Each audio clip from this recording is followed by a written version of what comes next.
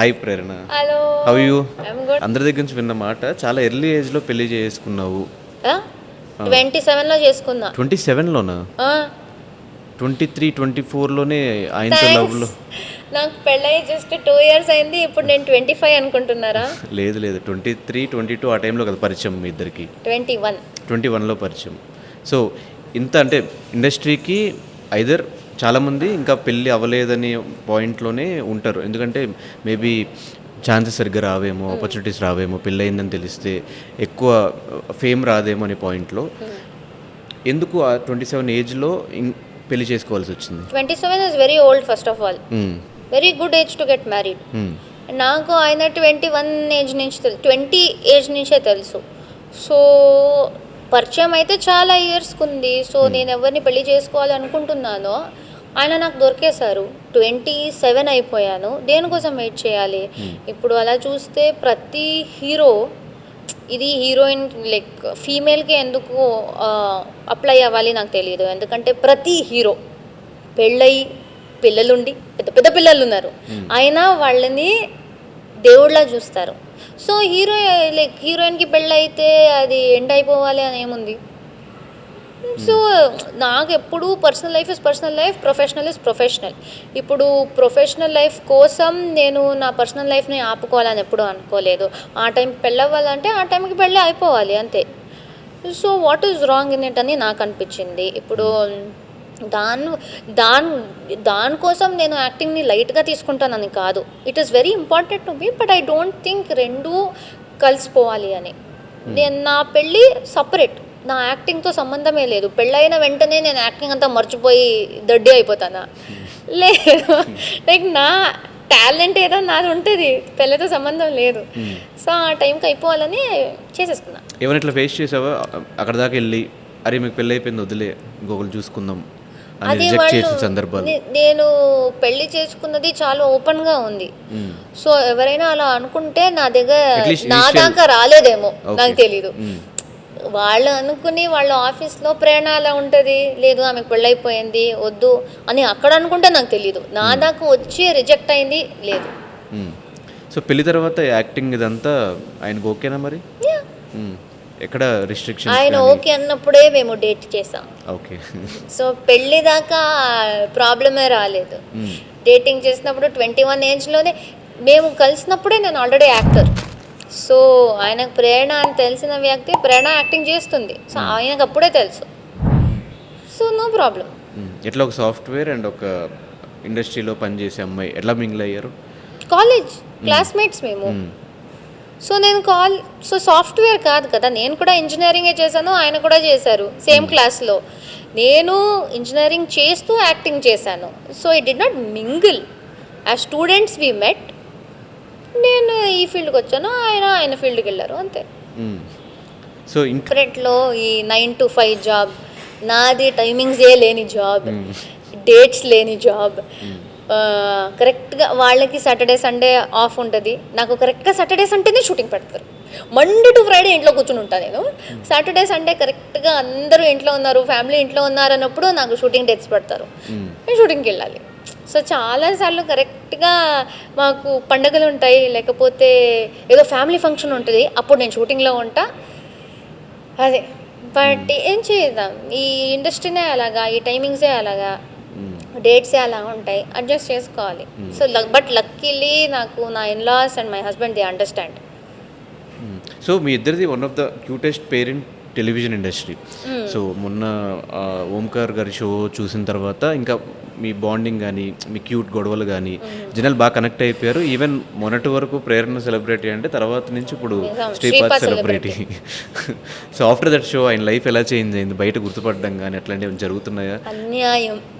నేను ఎవరో తెలుసో తెలీదో కానీ శ్రీపాద్ ఎవరో తెలుసు.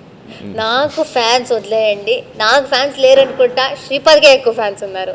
ఎందుకంటే నన్ను ఎక్కడ వచ్చి మాట్లాడించినా ఫస్ట్ వచ్చి చెప్పేదే, మేము యాక్చువల్లీ శ్రీపాద్ గారిని చూసాము, శ్రీపాద్ గారు ఇక్కడ ఉంటే మీరు ఉన్నారు అనుకుని వచ్చాము. సో ఫస్ట్ గుర్తుపెడుతుంది శ్రీపాద్ని. లేకపోతే కొంతమంది వస్తారు నాతో మాట్లాడతారు, నేనేదో ఫీల్ అయిపోతా నా కోసమేమో అని. లాస్ట్లో మాకు శ్రీపాద్ గారు అంటే చాలా ఇష్టం, ఆయనని అడిగాను అని చెప్పేయండి, నాకు చాలా ఇష్టం అండి అని చెప్పేసి వెళ్ళిపోతారు. నా ఓకే జెలసీ అంత పక్కన పెట్టుకుని, ఓకే నువ్వు గర్ల్ ఫ్రెండ్ కాదు, నువ్వు వైఫ్, నువ్వు ఆల్రెడీ గెలిచేస్తావు అనే మైండ్ సెట్తో కామ్ అయిపోతా. లేకపోతే ఫ్యాన్ ఫాలోయింగ్, ఫీమేల్ ఫాలోయింగ్ చాలా ఎక్కువైపోయింది ఈయనకి. ఆయన ఎక్స్ప్రెషన్స్ ఏంటి ఆ టైంలో ఎవరిని వచ్చి అట్లా మాట్లాడినప్పుడు? ఆయన అనేస్తారు అంతే. సో లైఫ్ లాంగ్ తీసుకున్న ఒక డెసిషన్ పెళ్ళి, హీఈస్ ద రైట్ వన్ నాకు అని చెప్పి డిసైడ్ అయిన డే ఏంటి? ఎందుకు డిసైడ్ అవ్వాల్సి వచ్చింది? He's the correct one life long. చాలాసార్లు గొడవ పడ్డాం. ఒక పాయింట్లో పర్మనెంట్ బ్రేకప్ అనే ఫేజ్ లాగా వచ్చింది. ఇంకా లేకపోతే డేట్ చేస్తున్నప్పుడు చెప్పో నాకు నీతో ఉండాలని లేదు, బ్రేకప్ ఊరికే చెప్పుకుని వదిలేసి జస్ట్ నైట్ కల్లా మళ్ళీ కలిసిపోతాం కదా, అది న్యాచురల్, అది జనరల్గా డేటింగ్ ఎలా ఉంటుందో అదే. బట్ ఒక్క పాయింట్లో అస్సలు బ్లాక్ చేసి నాకు నీతో మాట్లాడాలని లేదు, నీ ఫేస్ చూడాలని లేదు, ఆ లెవెల్కి వెళ్ళిపోయాం. ఆ లెవెల్కి వెళ్ళిపోయి ఒక 2 months అయింది. అప్పుడు రియలైజ్ అయింది. ఆ 2 సాలిడ్ డిస్టెన్స్ వచ్చింది చూడండి, అండ్ నాకు అసలు నువ్వు వద్దు అనే ఫేజ్లో అంత డిస్టెన్స్ వచ్చినప్పుడు, అంత ఎక్స్ట్రీమ్ వెళ్ళినప్పుడు అప్పుడు అనిపించింది దట్ ఓ నో కాదు. ఆయనకు కూడా అదే అనిపించింది, నాకు కూడా అదే అనిపించింది.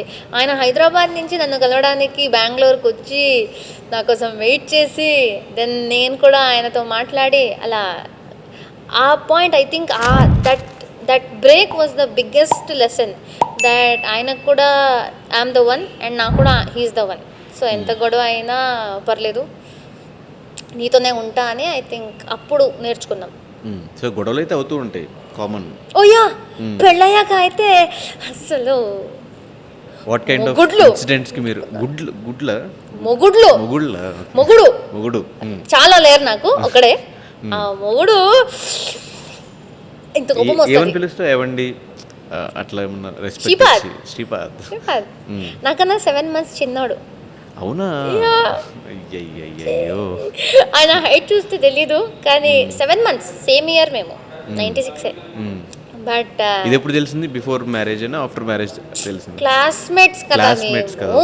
Okay okay. 7 years డేట్ చేద్దాము, ఆయన బర్త్డే ఎప్పుడు నాకు తెలీదా.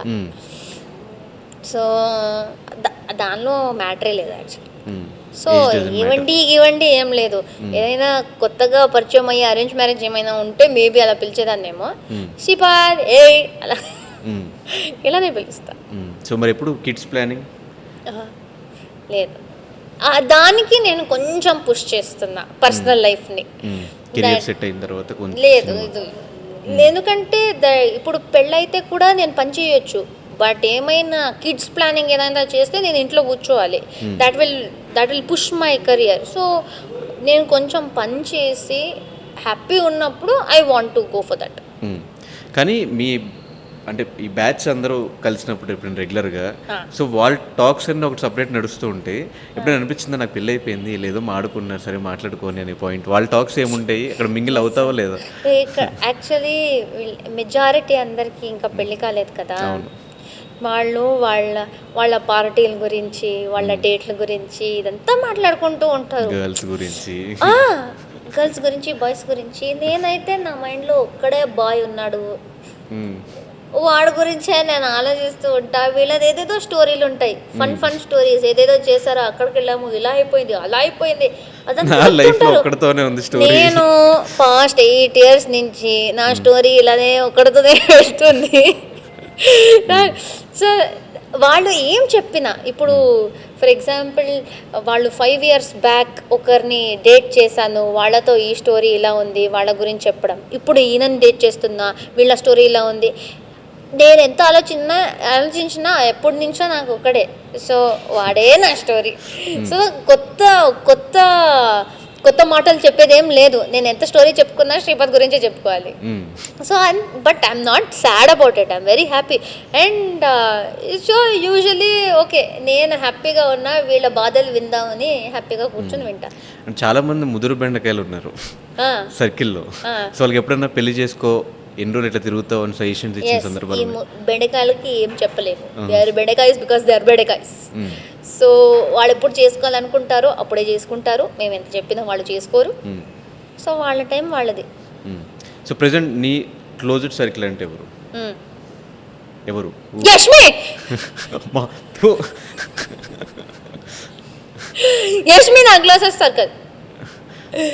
బట్ సి క్లోజెస్ట్ సర్కిల్ నాకు పర్సనలీ అంటే it is my sister and my husband. పాపం వెంటనే మైకిల్ తీస్తారు, ఇయర్ ఫోన్స్ తీస్తారు వెనకాల. మీరేనా? ఎవరు తీసేశారు? ఇద్దరు తీస్తారు చెప్పు.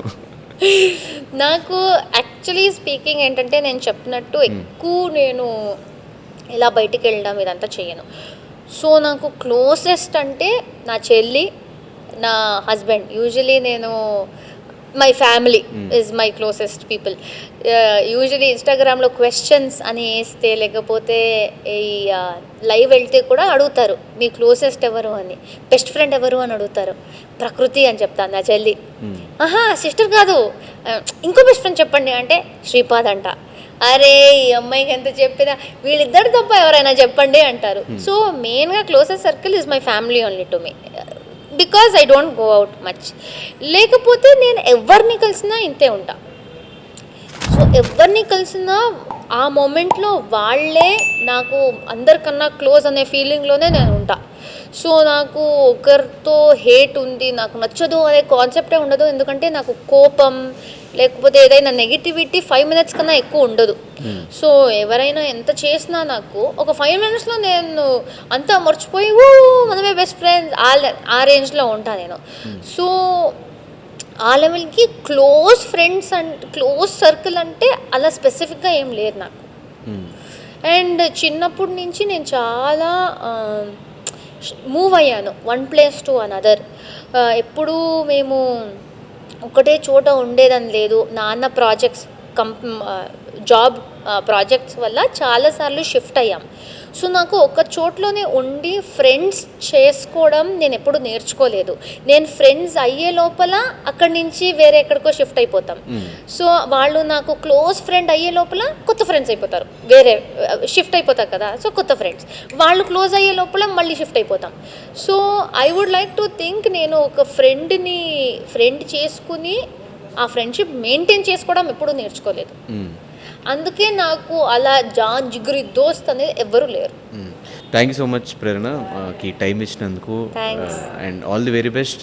నెక్స్ట్ వచ్చే ప్రాజెక్ట్స్ అన్ని మంచి సక్సెస్ఫుల్ ప్రాజెక్ట్స్ అవ్వాలి. ఎందులో అడుగు పెడితే అది సక్సెస్ అయిపోవాలి అని మనస్ఫూర్తిగా కోరుకుంటున్నాను. Thank you and all the very best. Thank you.